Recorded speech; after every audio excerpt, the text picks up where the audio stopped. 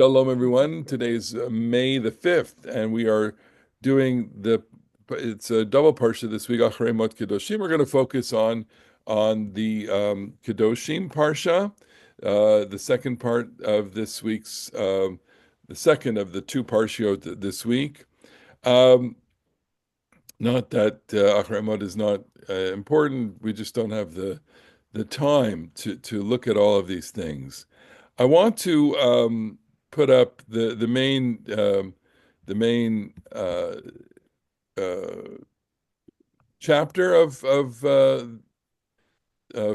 Exodus 19, Leviticus 19, which has it's called the Holiness Code. Okay, here it is. Vaydaber Adonai el Moshe limor. Daber el kol adat b'nei Israel. Speak to the entire community of the children of Israel and say to them, Kedoshim to you, holy are you to be. Ki kadosh ani Adonai Elohechem, for holy am I, God your God, the Lord your God, God's name your God. Okay, a hard verse, and we're going to talk about what this means in a second. Um, and just try to really crack it like it's a chestnut, because we quote it all the time. I've quoted it certainly many times. I've put it in many important sermons. Be holy, for I am the Lord your God. Holy am I am holy. um, and and when it comes to defining what holy means, Please come that's here. I where just we lost. that's I don't know where what I we did. that's where we hit we get onto the rapids. We hit the rocks, okay, as we're canoeing down the river here. Uh, Zoom. I did that. Here we go. Okay, so and it goes forward. It goes uh, into a whole list of laws. Okay, I'm going to just and we have, and I'm going to, you see them here. I'm just scrolling them quickly here, but I'm going to put them up in a different way in a second, okay? Because if the title here is Be Holy, holy are you to be, then we expect, rightly so, that the following is going to be an illustration of what it means to be holy. So I'm going to put that up, and uh, we'll get there, and we'll go into different directions with this. Okay. Okay.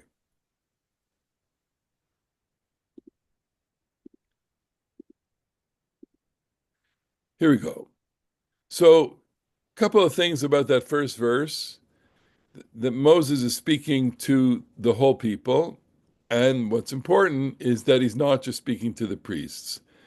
This, we kind of gloss over this little difference, but up until now and a little after this, we're going to be speaking very much directly to the Kohanim. The book of Leviticus is also called Torat Kohanim. It is the priestly code. Um, but what this chapter does, and a couple of chapters, afterwards, also, what we call the Holiness Code from 17 to 23 in Leviticus, it democratizes the idea of holiness, which in itself is a spiritual revolution in antiquity. It is a new thing, uh, that holiness is not only condensed around the holy group, but holiness radiates from that group really to the entire people. So the picture, the scheme that we have to have in our minds is, and here it's, I think, quite overt. Within the holy community, there is a holy space. The holy space, the whole camp is constituted in a kind of zone of holiness. And then once you get into the sanctuary, it is more concentrated. And once you get within the sanctuary, it's more concentrated still.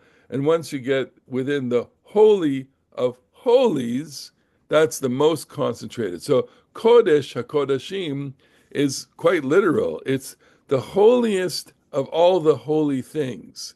we have this reading that we say on Yom Kippur. It's a beautiful reading, about Yom Kippur. All the days are holy, all the days of the year, of the days of the days and the months. There is a holy month, there is a holy week, there is a holy day, the holiest day and the holiest moment, etc. So, we could create a kind of scheme where we have concentric circles of holiness emanating from the holiest day of the year is Yom Kippur. We have the holiest person of the holy community, which is the Kohen Gadol. And we have the holiest place, which is the Holy of Holies. And so what that reading does, it's a beautiful reading right before we recite the Avoda service. That reading tells us about the holiest individual, namely the Kohen Gadol, taking the sacrifice on the holiest day and participating in it in the holiest zone. So there's a kind of, alignment of everything that's holy. What this book does right here is it says everyone has accessibility to holiness, and the entire people is holy. It's holy to God, and you are to be holy. Holiness is not only something that is, something that categorizes you, that you are described as, or it is not just your permanent state, but you always have to aspire to that, and you have to constantly achieve that. That, I think, is also the contribution here, which is I could designate something as holy by an act of designation, but that act of designation also entails a certain responsibility that the thing that is designated as holy has to live up to its holiness. So, in terms of religion, Judaism, God designates the people as holy, and yet that intrinsic holiness is not something that is static. They have to always ascribe or aspire to holiness. And here, what this code does is it tells us basically how do you become holy. And I find it fascinating that the first two things that it tells us to try and do is revere your parents and keep Shabbat. Ish imo v'aviv tirau, vet shabtotai tishmoru, ani Adonai Elohechem. I am the Lord your God. In other words, they're the two foundational elements of your holy life. It seems, if I'm reading this and I'm going like, okay, I'm getting the most important information at the beginning. So it's telling me, be holy, revere your parents, and honor Shabbat. And that's fascinating because let it sit for a second, and maybe I'll ask you to comment on that or to respond to that. If holiness is revere your parents and honor Shabbat as the first two things, what's the view of the world here? And why would God be saying this to Moses to say to the people that and what's the I'm going to say what's the audacious thing about this? Okay, Bec- yeah, I'll put the text again is Ish imova aviv tiro, revere your parents and honor Shabbat because I am the Lord. Okay, what's audacious about it?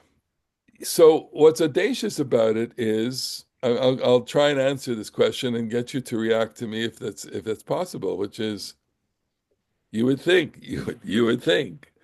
that holiness has to do with God, right?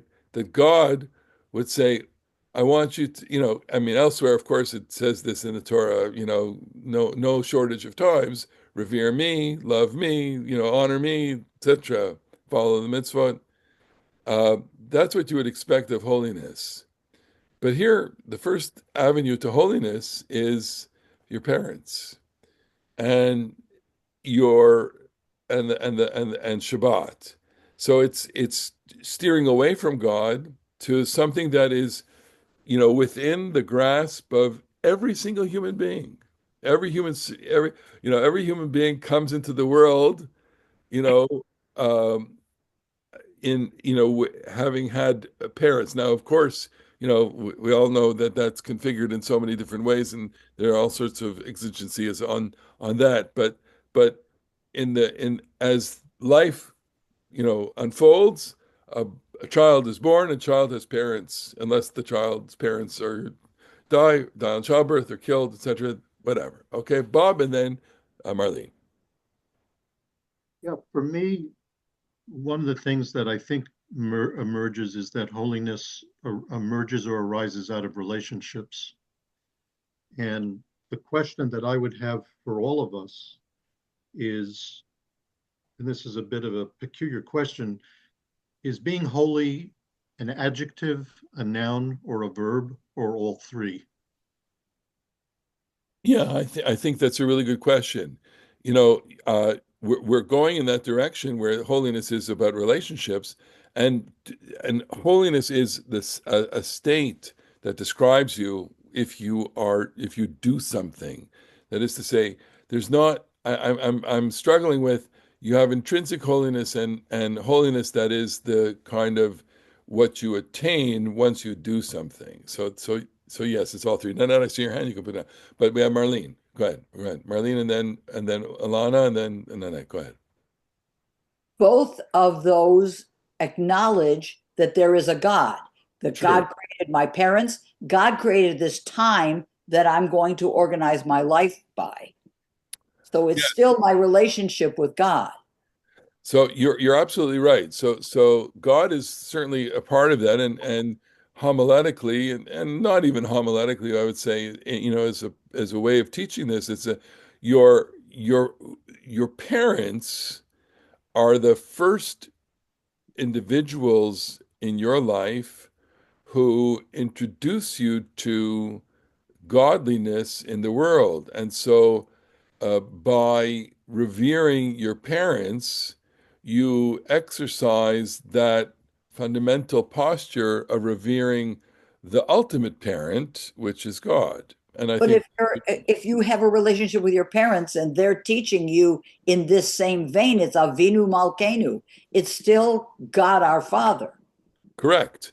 And so, the God is the ultimate parent, and the parents are teaching reverence to their ultimate parent. I mean, we've discussed this in the past where, what if your parent says to you, "Don't keep Shabbat," and here the tradition has a great uh, struggle, and it opts, of course, for, don't listen to your parent. There are situations where you should not revere your parents. That's what places these things in conflict. Ilana, go ahead. I just want to mention the comparison about איש אמו ואביו תיראו, comparing to שמות, כבד את אביך ואת Yeah, אמך, yes. to show that they are even, not that the father comes first and then the mother comes later.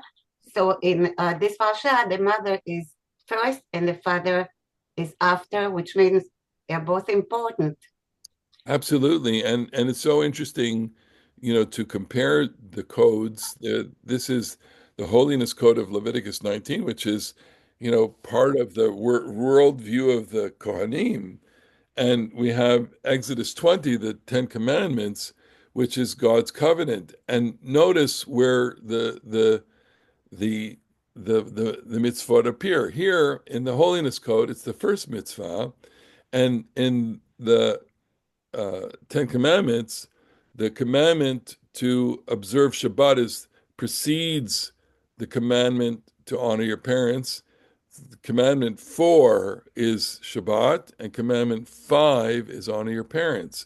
And so there's an inversion going on there, and in some way there's a dialogue. I want to say that there's one view of the world which contains honoring your parents and the Shabbat at the core of the whole covenant, and another view of the world which says that this is the precursor to holiness. They're in a sense they're having two different approaches to the world. It would be worth teasing that out. And what's the difference between honor and respect? And of course, the Talmud goes into that as well. Alana, you had another response, or yeah, Uh, yeah, I just want to continue about this because I happen to be teaching it for so many years. yes, It says, איש אמו ואביו תיראו, yes, you should honor your parents, but if they tell you not to observe the Shabbat, ואת שבתותי תשמור, right. and you don't have to listen to them when they tell you not to follow That's we're saying certain this mitzvot. concept. Yeah. Yes, Nanette, you had a question. Unmute. So I just want to add that not only are parents important, but grandparents are important because it said in the book of Exodus under one of the halakha ones that when the grandparents teach Torah to the kids, to the grandchildren, it's almost like they're all back in Sinai. Very nice. Well, having become a new grandparent the second time, we concur with that. Stanley, go ahead.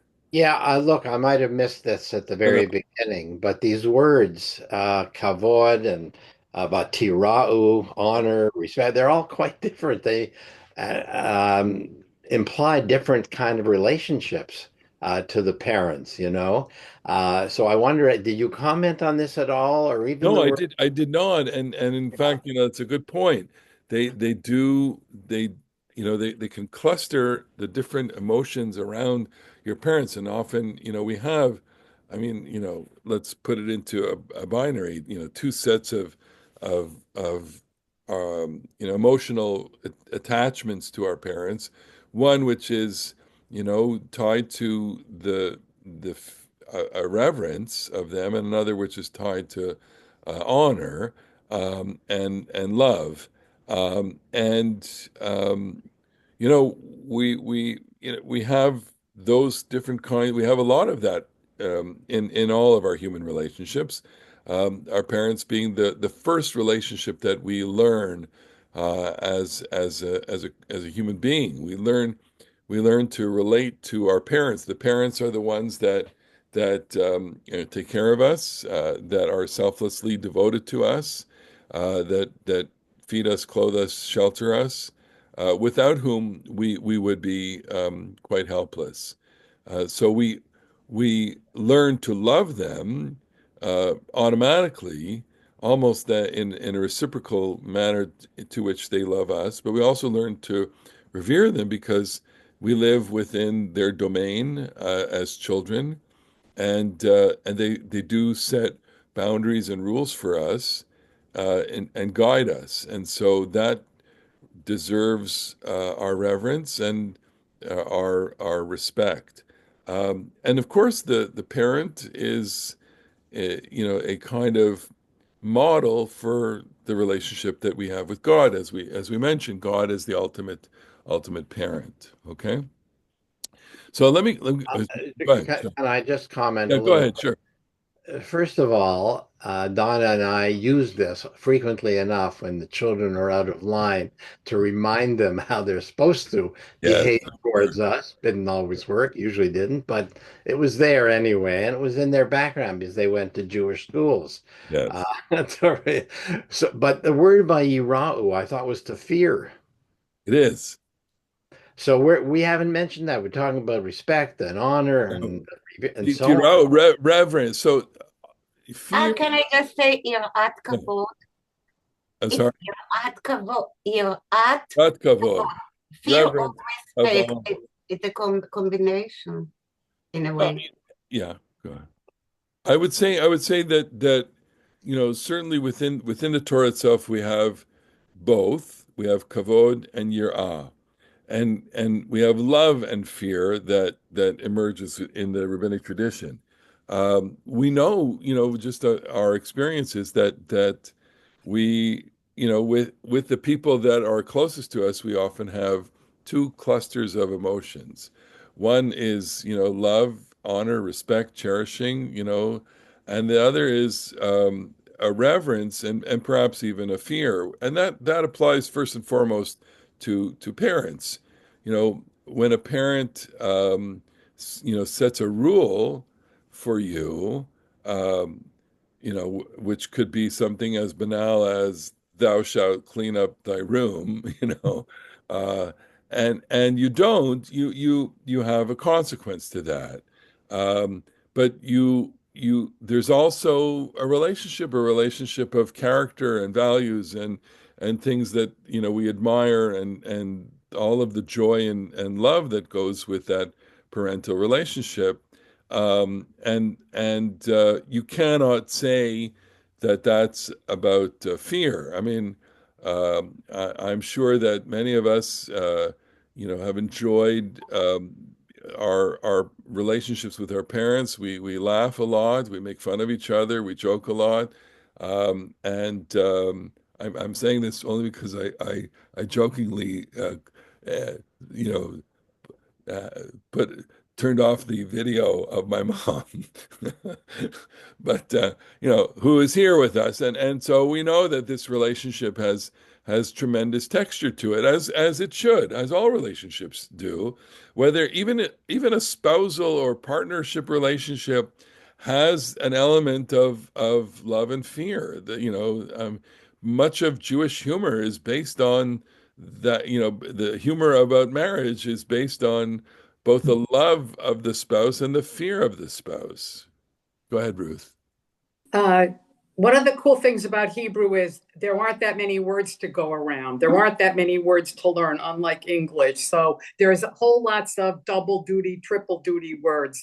Yirah is like that. It's reverence and fear. I mean, when we talk about the Yamim Noraim, we don't usually say the scary days. I mean, but we're scared because we're being judged. But fear and awe, Right, there's and there, obviously a connection between fear and awe. of course, and we do have synonyms for this, and this is a kind of, a philological problem, is to say, what does the word mean in the context that it's in, and how many different layers of meaning are there? And that's the joy of the Hebrew language, given its limitations. What's the semantic range of the word yirah? We have the word pachad for fear as well. Pachad is a different kind of fear, a fear of terrible danger. Yirah is the sense of awe, overwhelming, kind of sense that there's something beyond just. Okay. And Noah is terrible. Terrible, terrible. זה נורא. We want to No, no, say no. it's terrible. We say, זה נורא, נורא Yeah. ואיום. All right, here we go. So now I listed out here all of the things that make us holy, okay? And I didn't follow the book called Sefer HaChinuch, which lists all the laws. I basically followed, with a mistake here or there, the verses. Every time the verse tells you to do something or not do something, I listed it as a number. So what else does it say? Obviously, don't worship idol. Al tifnu el elilim. Lovely translation of the word elil is a little godlet. Okay, like a little icon or an image. Don't worship idols. Elohim asecha lo tasu lechem. Don't make molten gods. It's really the same thing. Don't do idolatry. And then it tells you what sacrifices. Okay, so let's not forget that we're in biblical civilization, and that a key form of experience is the experience of the sacred. So you have parents, Shabbat, idolatry, and then you said, "V'chitis b'chu zevach shlamim." If you're going to sacrifice well-being, la'adonai l'rtzonchem tizbachuhu. It is to be eaten immediately. It's for God. In other words, sorry, it's for you to eat. It's not for God to eat. You're to participate in this for offering of well-being. I mean, we could spend a lot of time thinking, why does the Torah, all of a sudden shift to that? And that says something about family and community that you are, going to feast together, and that it takes God in the sense it doesn't make God as a God who needs nutrition. Okay. Number 6, don't harvest the corn of your field. All right, that already comports with our own moral sensibility of trying to take care of those not fortunate. Don't collect gleanings. I should have put 8 and 9 here, okay? Of your vine as well. Charmacha lo to'alel, leave it for the poor. So we've just to review for a second is we got parents, Shabbat, idolatry, sacrifices, and now we're into agriculture. The main agricultural venue, the field for grain, and the vineyard, the vine for your for grapes and for wine. Okay, for beverages. Okay, so these are the basic categories of your agricultural life. Uh, you have to leave stuff for the poor.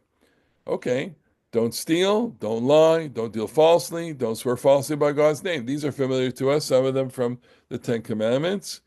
Um, and here, don't withhold property from your neighbor. That's new. Don't rob.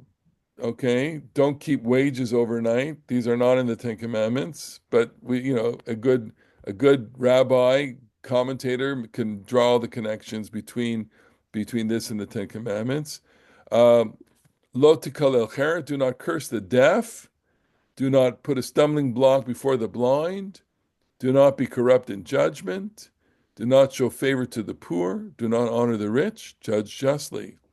Do not be a talebearer. Do not stand idly by the blood of your neighbor. Do not hate your neighbor in your heart. Rebuke your kinsman. Do not bear sin because of him. Do not take vengeance. Do not bear a grudge. Love your neighbor as yourself. Okay, so this is, we tend. I'll just close for a second. We are so penetrated by the Hillel idea and the Akiva idea of love your neighbor as yourself. This is the great principle of the Torah, and that the whole Torah is based on this principle, that we tend to forget that it comes within the context of a whole set of rules, a code that consists not only of our moral obligations to one another, but also to the way a society is constructed and our relationship to God. Go ahead, Marlene. But so many of them that you read to us end with Ani Adonai. Yes. You didn't say that over and over again. Do Right. this, I'm God. Do this, I'm God. Don't do that, I'm God. So we still are in that relationship.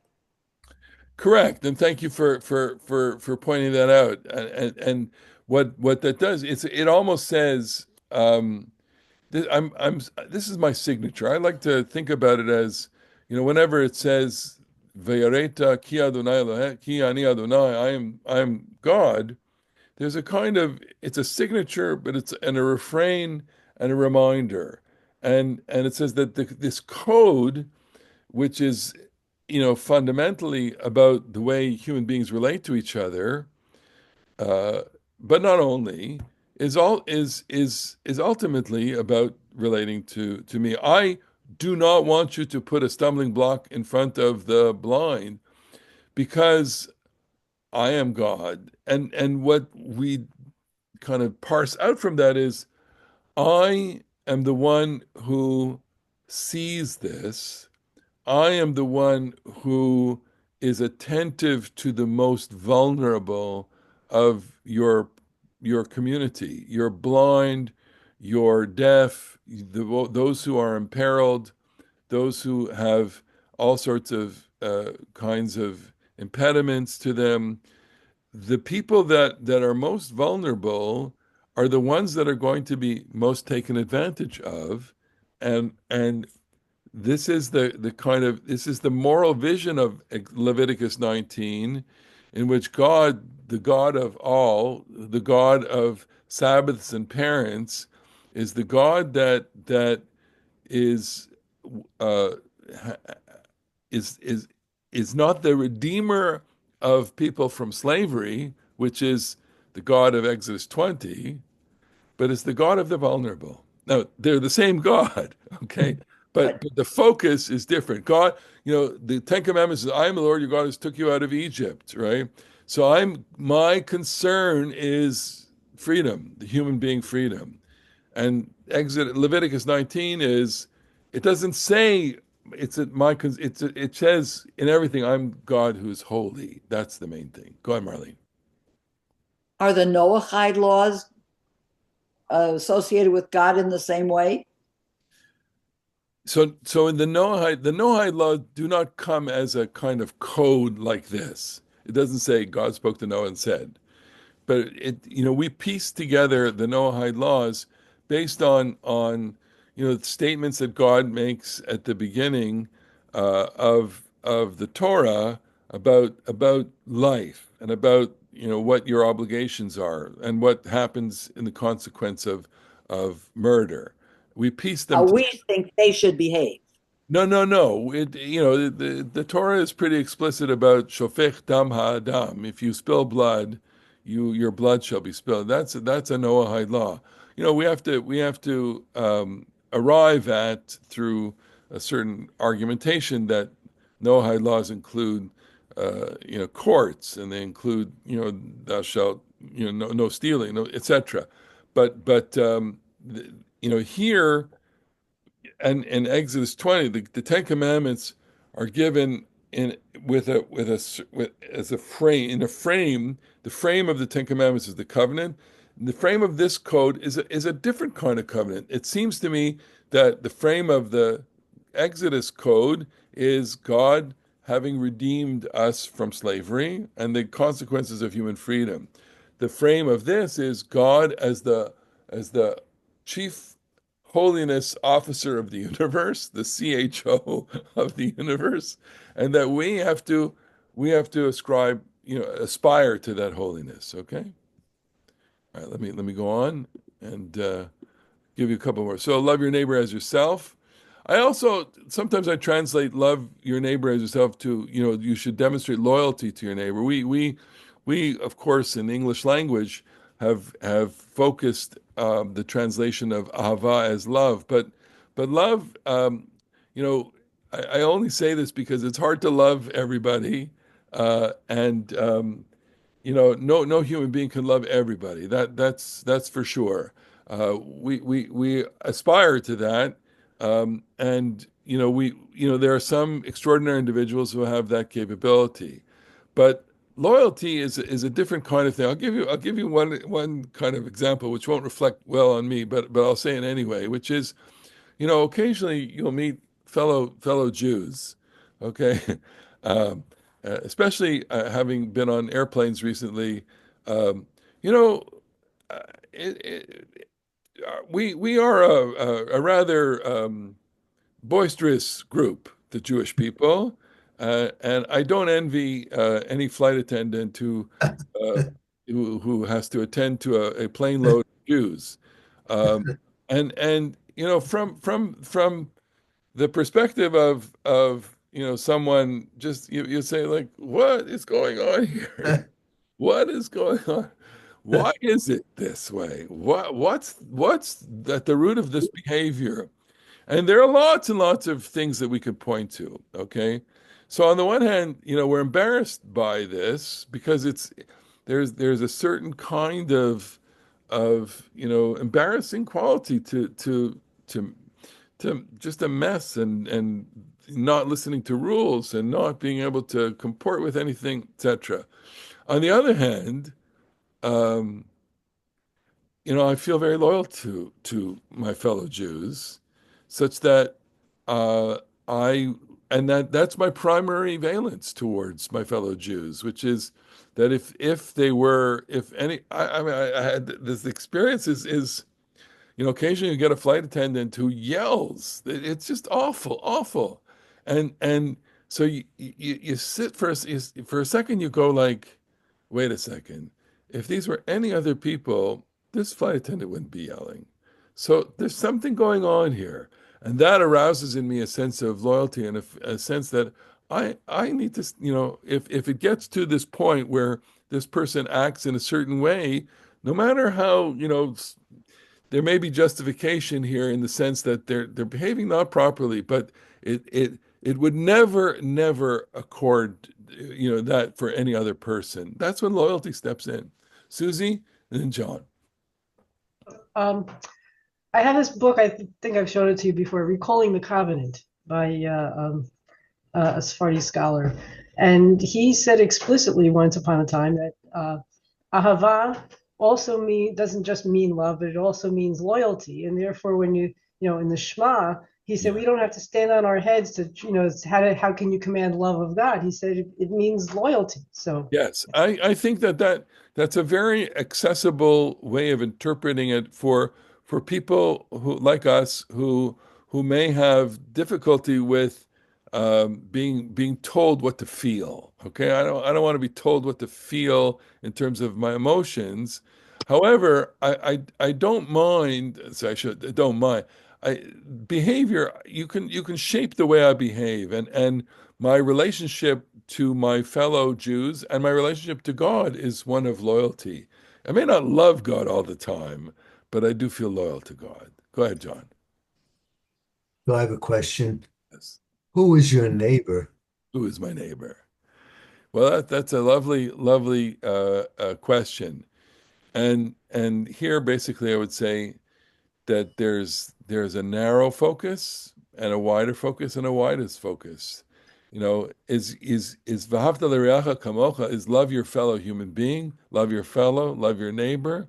You know, if we read this chapter closely, there is a parallel between your brother and your neighbor. The sentence is "Hocheach lo tisna et achicha bilvavecha. You shall not hate your brother in your heart. V'ahavta l'reacha kamocha, love your neighbor.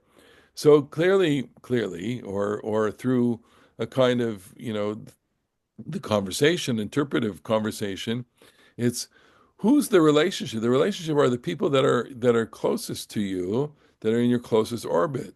Now, you know, what is the universal? The Torah will go into this direction even later on in this chapter and talk about the stranger, that v'hafta et hager.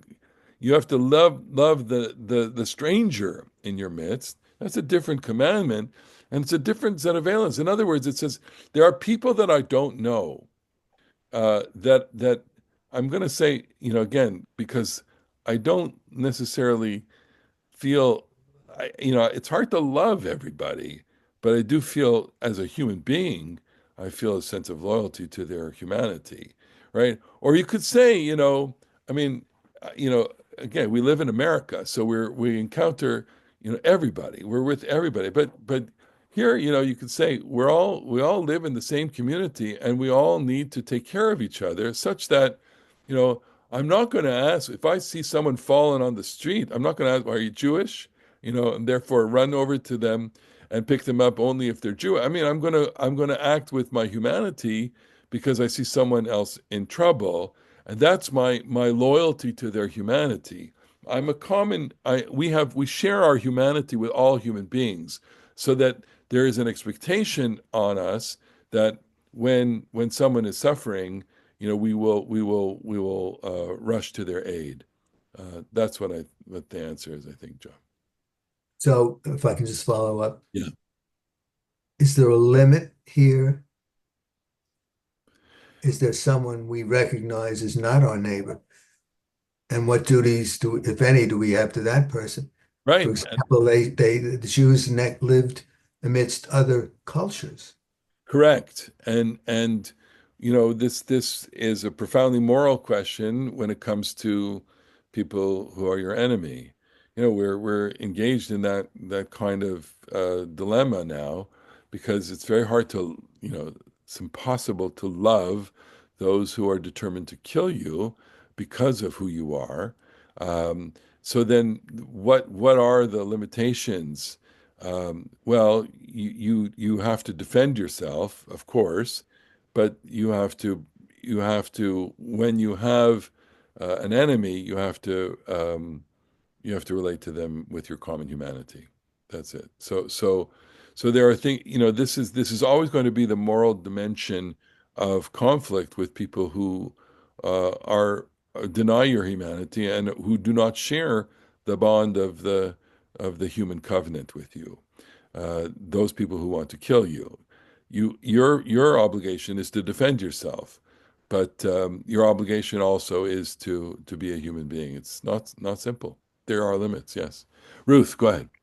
I mean, love is kind of an extreme word because, like you said, you can't love everybody. But I think maybe tolerate would be a better word. You should tolerate people who, not counting people who rise up to kill you because, like you said, you have an obligation to Defend. strike first. Right. But just because you don't like the politics of your neighbor, you don't have to No, talk to him. right. But And I think there's we could argue about what's a good word. Tolerate. Nobody wants to be tolerated. That's the only thing I would object to. You know, but what you do want is to be heard, and what you do want from your neighbor, even if you disagree with them, is to be able to to have some kind of relationship. Obviously, there are people that you can't have relationships with that you just don't share a moral universe with. And therefore, it results, unfortunately, in the breaking of relationships. Um, you know, we are often placed in these really uncomfortable situations where we have very difficult conversations with people with whom we disagree on almost everything, and have no shared universe of morality. And yet, I ask myself, what's the limit of my obligation to my fellow Jew, and my fellow Jew denies almost everything that is important to me or important in general. Um, and it's very, very difficult, and uh, I struggle with that a lot. Who am I up to? Marlene or John? You're still there? I'm done. I'm You're done. done. Go ahead, Marlene. So even when you are going to war, the Torah says when you go to war, there are still rules of humanity that will apply. That's correct. And war is the circumstance in which all relationships, that is to say, your relationship with the other has broken down to the point that it has to be resolved in violence. I mean, Yeah, Hafti, it's in the past. yeah, no, it's the break. War represents the breakdown of civil communication, and therefore, war goes into the chaotic. Um, we are in a war right now as a Jewish people, here talking about Israel as representative of the Jewish people. And it's chaotic. It's difficult. Go ahead, Bob. I recently heard a really interesting talk by a Hasidic rabbi who described Kedoshim as the high voltage part of the Torah, Nice. and talking about the fact that it's wrestling between the Yetzer Hara and the Yetzer HaTov in Yeah. each one of these circumstances. So I wondered if you might comment on that high voltage aspect of what's going on here. I would use different language. We all have our favorite metaphors, and great that's that metaphor. I mean, I like the fact that these chapters are at the center. They're the very center, the geographic center of the Torah. I don't think that's an accident at all. I think based on a certain observation of biblical literature, whether it's a verse or a psalm or a chapter, you know.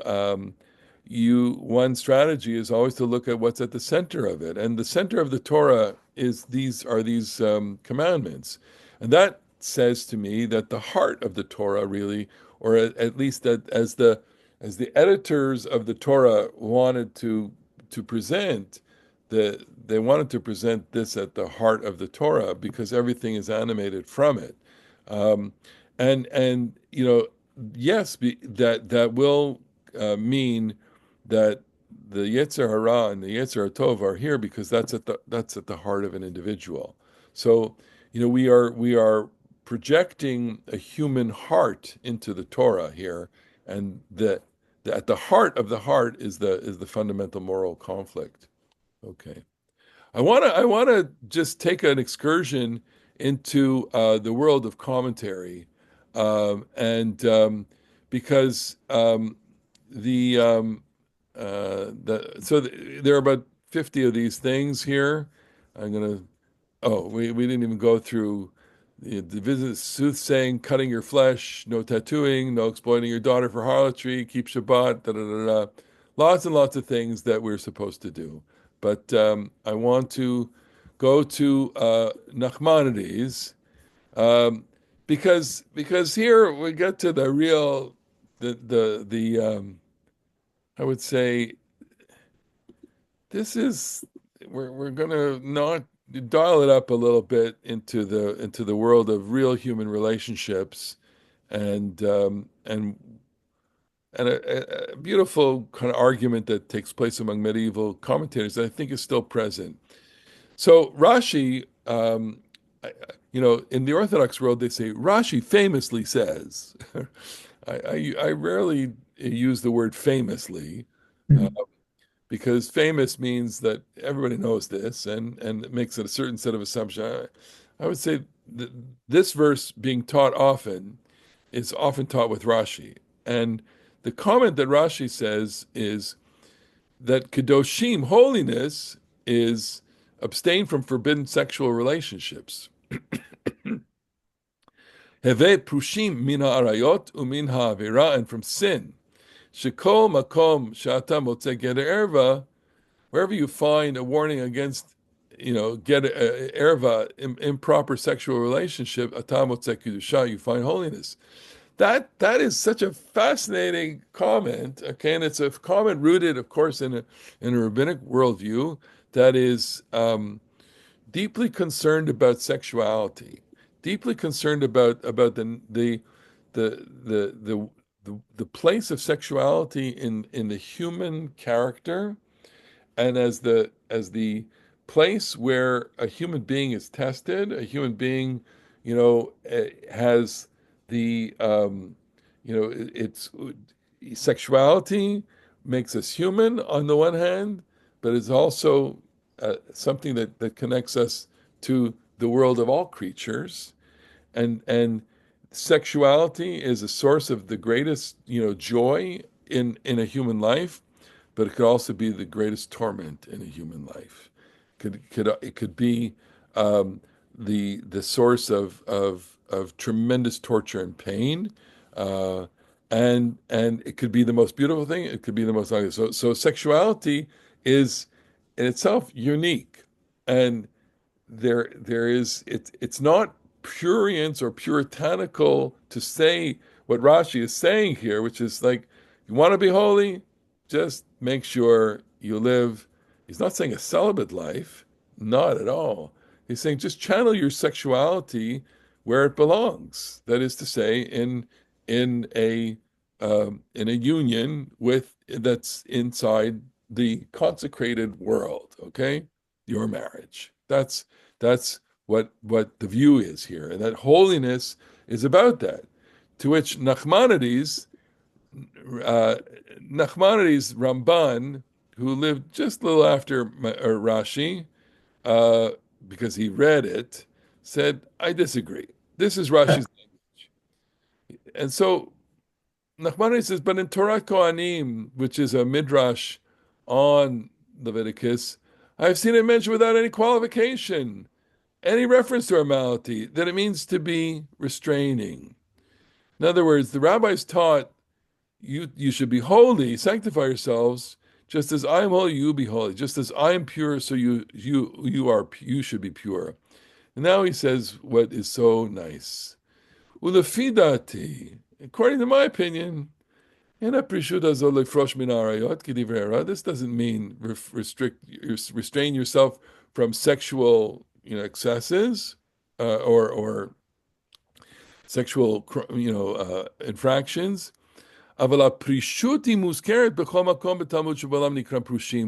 Rather, it is control, self-control.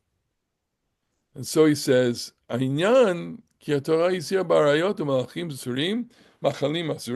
Torah does prohibit different kinds of sexual behaviors. But the Torah allowed other sexual behaviors. The Torah allows for the consumption of meat and the consumption of wine. So therefore, so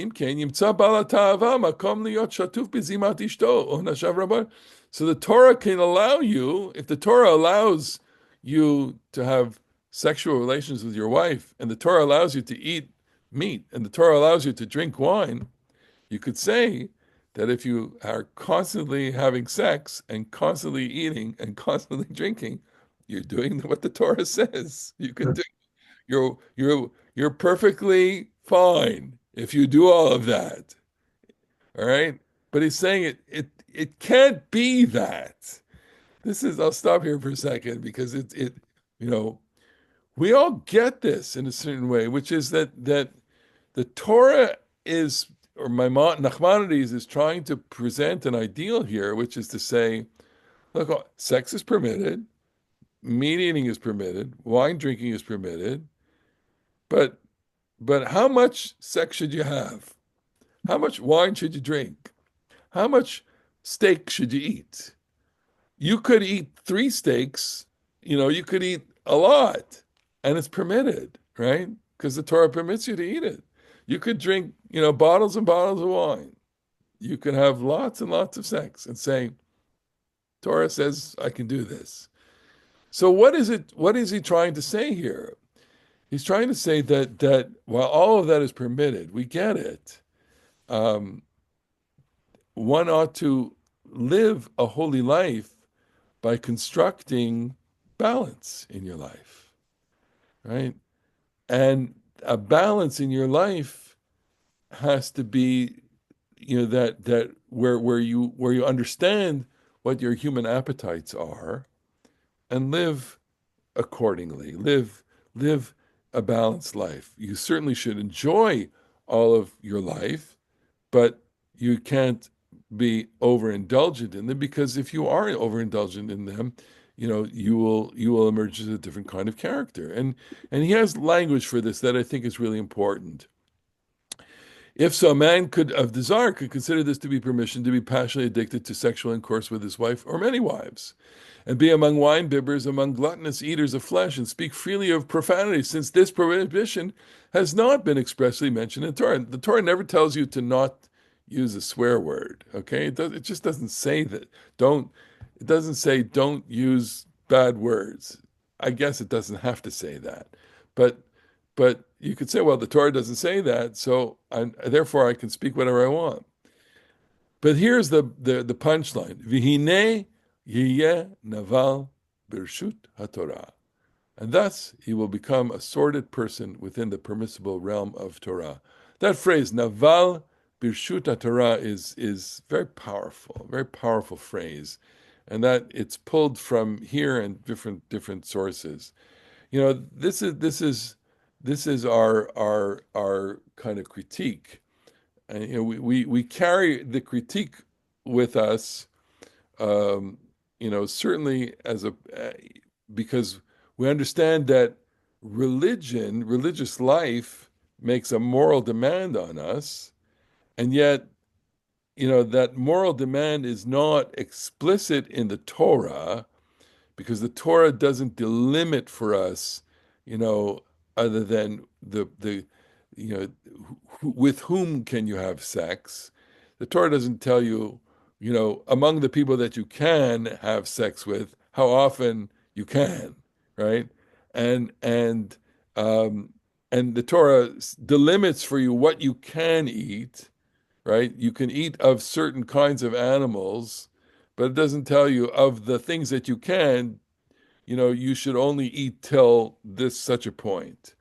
The Torah, you can drink wine, but it doesn't say don't drink, past a certain amount.